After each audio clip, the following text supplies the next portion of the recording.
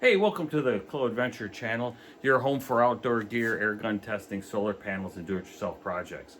Good to have you back if you've been here before, and if you haven't, welcome aboard. So let's get into today's video.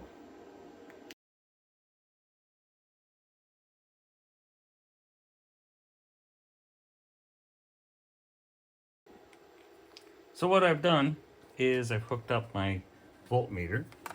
Get it a little bit better. My voltmeter, and if I do it with the first battery, I'm reading 8.7 volts there. If I go to two batteries, I'm reading 17 volts. And this is one of the main reasons you do not want to hook up just your headlights to the positive and then two batteries. It's 17.5 volts. You only want 12 volts going to your radio and that, so you're 5 volts over what you should be. And what we're going to do is we're going to hook it up. We're going to hook up a voltage reducer to the first positive terminal. It goes around, comes back, and when you read that, it's going to read 52 volts, or it should read 52 volts, anywhere between 48 and 52. 52 when they're charged, and 48 when they're kind of low. So let's go to the voltage reducer and wire it up. So what we have is we have a 240 watt, 48 volt reducer. So it's going to take 48 and drop it down to 12. If you have a 36 volt cart, they also make them, get it right, 240 watts, and you can plug in either 36 or 48 volts and you'll get 12 volts out. Now, on the one I'm hooking up to this cart, you'll see that my 48 volt leads are very short. So we're going to go to the bench, we're going to lengthen these, and then on our 12 volt output, our 12 volt output right there, our 12 volt output, we're going to extend these a little longer too, just to give us some room down in the compartment. Okay, so we're here on the bench, and a couple of things we're going to need to hook up the controller is some shrink boot, colored if you'd like, pair of cutters, maybe some scissors, wire strippers, soldering iron, starting to warm up, and then some lugs for various sizes. I had to modify these, crimp the ends a little bit, and then we're going to solder them into place. I needed the bigger holes for the battery. So let's get started. And if you have one of these, works out great. A couple of alligator clips to hold it. So the first thing we're going to do is we're going to grab these and we're going to lengthen the 48 volt, maybe in your case the 36 volt. So we're just going to strip these back just a bit.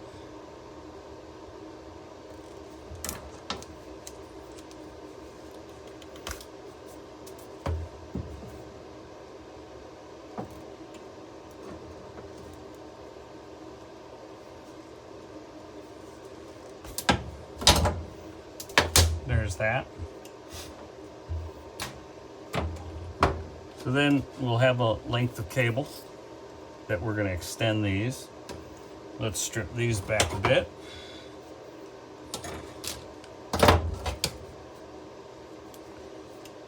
Doesn't need much.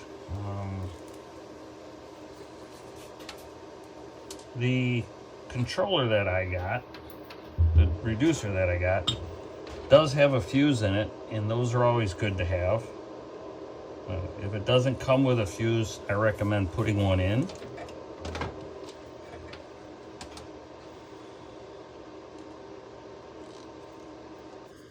I just heard the soldering iron clicking. So that's good and warm now. So we have a black wire, we have a red wire. We're going to take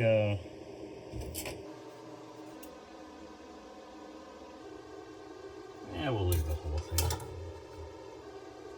Put the red shrink on the red, put the black on the black.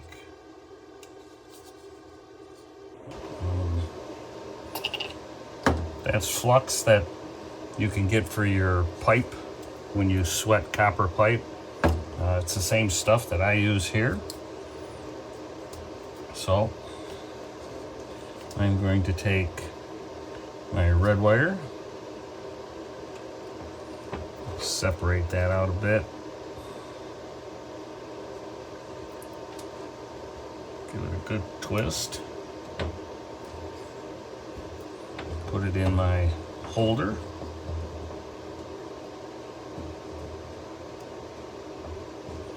Saves burning your fingers, and I can't tell you how many times I've done that. Now what the flux does is it actually cleans the wire so that the solder will stick better.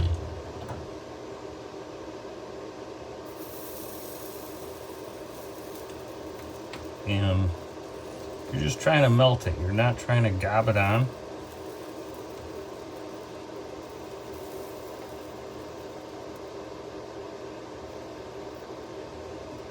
Like that. Let that cool just a bit. We're going to do the same thing for the black wire. Grab the black wire. Spread that out just a bit. As you can see, focus in, the ends here are a little dirty, and you'll see when we put the flux on it, it will clean them up. Again, put it in here, holds it while it's going. And some of you guys will get mad at me because I'm not using a brush, but the brush doesn't fit in there as nice as the screw does. And you have to wait for the heat from the soldering iron to heat the wire. You'll see it start to bubble.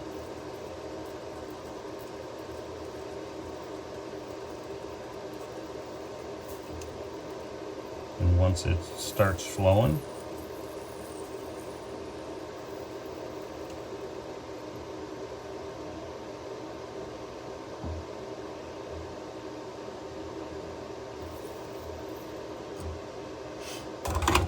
there's that.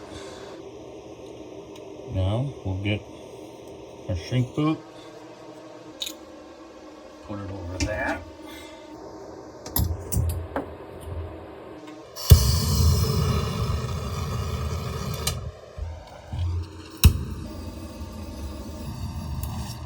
There's that one.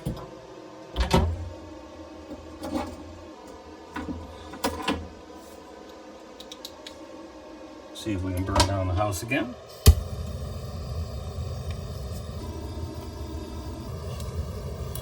And there's that. So that's that. And now what we're going to do, those are the nice big wires. On the other end of them, we are going to put these. So we're going to cut that back just a bit.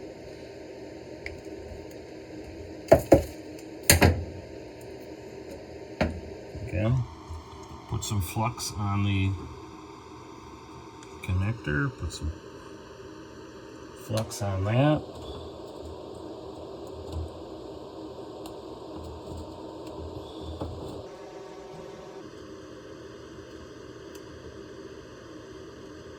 Right there. I can hear you yelling. Put the shrink boot on. We don't need that big, so we'll cut this down just a bit.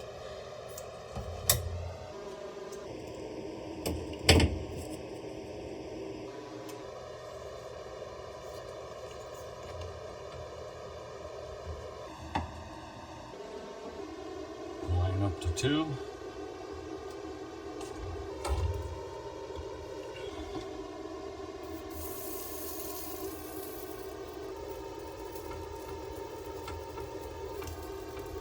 Give it a second to heat up. You can kind of see it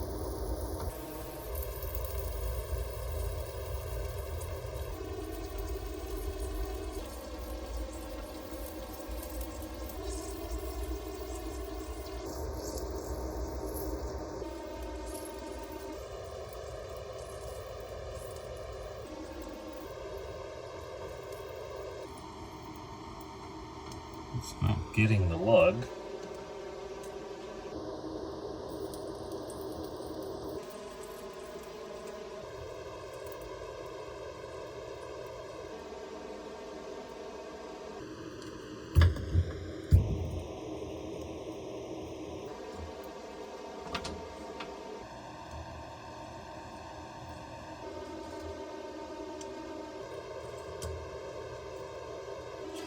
Well, I'm missing this one.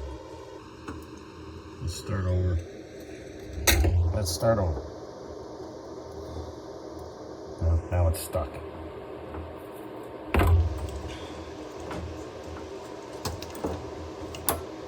Okay, there's that. We can put this over. It'll shrink down a little bit. Again, heat that up real quick. Here's that one.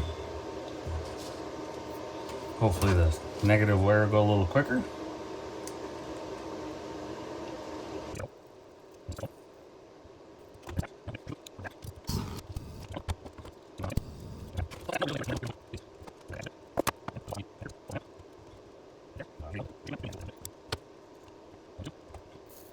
We're good there.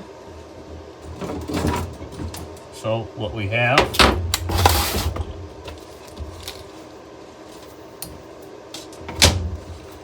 we now have our 48 volt lines extended, and then there's our 12 volt running to it. Let's go back to the cart and install it. Well, as you see, we're back here at the golf cart, and what I'm going to do is I hooked up back to my meter, and my yellow lead is connected to the yellow wire, the green lead to the black wire, just to show you. Let's put that on there a little bit better. There's the hot positive and the negative, and we'll temporarily just put the black wire, where'd it go? There it is here. We'll put the wire there. Now these may spark, so when you put it on, you'll see that we're reading 12 volts across all 48 volts. Now since this here is, it'll take anything, you can put it across 5 times 8, 40 volts. You still get 12 volts. You can put it against 8 times 4, 36, 32 volts. You still get 12 volts. So what's nice about this is you always get a consistent voltage with the power reducer.